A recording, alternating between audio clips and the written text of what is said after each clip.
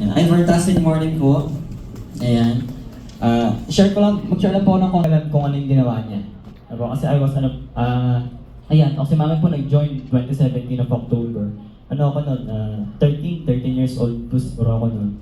Hindi ko talaga alam kung kung paano siya nag-start, kung anong ginawa niya. And, ito pong online seller, si mami po yan. Hindi po yan ako. Ayan. And, yung 92 million po, or 92.9 million, hati po siya. Yung kay mami po, first 3 years is 30 million na po. Tapos, after nung first 3 years po, November 2020 onwards, yun na po yung sa akin na po nakapangalan, 62 million. So, hati po siya. And ayun nga, 30 million in 3 years ni mami, hindi ko masyadong makakwento. Because 30 years old at that time, wala akong ginawa kundi maglaro, mag-aral, di ba? But, siguro ang makakwento ko lang is kung paano ko na-witness na nagbago yung buhay ni mami, namin mag-ina, because of iFern, na po. Ang pinakatanda ko lang nun is lagi siyang wala sa bahay. Lagi siyang wala sa bahay. And that time, akala ko kasi is online selling pa rin yung ginagawa niya. Online selling pa rin kasi may pwesto kami nun dati sa palengke, sa Tanawan. Ayan. Akala ko that time is online selling pa rin ginagawa niya, pero nagtataka ako bakit umuwi na siya 12, midnight na. Ayan. And siguro lumipas ang isang taon na hindi ko alam na iFern pala yung ginagawa niya.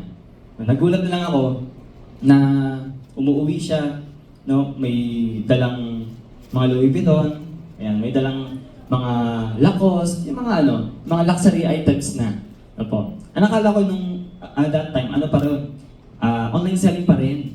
Opo. Yung pala iFern na. Then, doon ko na lang na-realize na may pa. At that time pala, ang isa rin napansin ko, laging, is either wala siya sa bahay, or laging may tao sa bahay.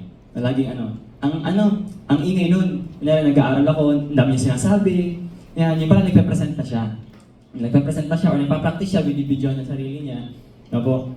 Ayan. And then, siguro, ma-share ko lang din po, I remember that time, hindi ko pa alam yung Louis Vuitton that time. Nagaluhan niya ako. Nagtanong siya, anak, anong gusto mo? Regalo sa birthday mo. Yan. Nag-request ako, white na sapatos. Simple lang. White na sapatos. Kasi wala akong sapatos. Ang pinaka maganda sapatos ko na nun, crocodile na. O Crocs, yung, Lacoste, pero yung bukas. Crocodile. Nakanganga na. Po. Nag-request ako ng white sapatos. Nagaluhan niya ako, Louis Vuitton, puti. Ayan. And syempre, suiting ko, ganyan. Pinampihi ko. Pinampihi ko yung Louis Vuitton na sapatos. Ayan.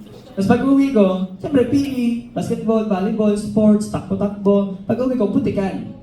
Kulay puti na Louis Vuitton putikan. Ayan. Syempre, ang una kong narinig sa nanay ko, pinagmumura ako. Pinagmumura ako. So doon ko na nalaman na 50,000 pala yung sapatos na yun. Siyempre, bago lang sa akin yung ganung susuot ako, pinagtapak-tapak ko ng 50,000. Simula nun, hindi ko na siya sinuot. Simula nun, hindi ko na siya sinuot. Parang sinuot ko siya nung unang attend ko na ng event ni iFern.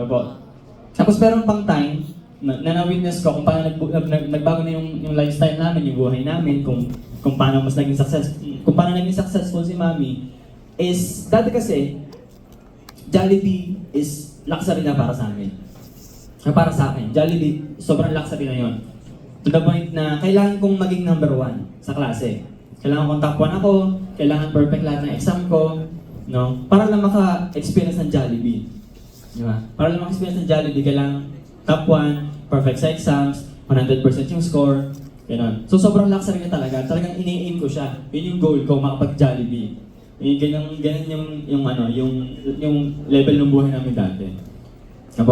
And may time na tinamad ako sa pag-aaral. Parang wala na, medyo umiral yung yabang, parang hindi na mag-aaral, lagi naman top 1, baka kaya ko na. Nag-start na akong medyo tama rin mag-aaral. Nag-top 5 ako.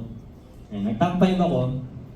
Tapos, siyempre sanay ako number 1, pinapressure ako, kailangan number 1, kailangan walang mali. Ganun. So, nag-top 5 ako, and kinausap ko ng teacher ko, kinuwento niya na kwento na daw niya sa nanay ko, kay Mami, na number 5 ako. So, bago ako umuwi, kabado ako, ano kayo sasabihin ng nanay ko? Diba? Eh, syempre, sanay, top 1. Laging mataas ang grades. Tapos bilang naging top 5. Hindi man lang top 2 eh. bilang bagsak sa top 5. Pag uwi ko, ang una kong ginawa, inanakan ko na yung nanay ko. Umiyak na agad ako. Yeah, parang medyo malasan yung galit niya. Hindi ako, sabi ko, Mami, sorry, ganyan, naging top 5 ako, ganyan. Kasi sinabi lang niya sa akin, okay lang, di naman na kailangan scholar ka. No. Kumbaga, nakwento niya sa akin na, at that time kasi kumikita na siya around 300 to 500,000. No. Sinabi niya sa akin, di naman na kailangan na maging scholar ka. Kumbaga, may pambayad na kasi kami.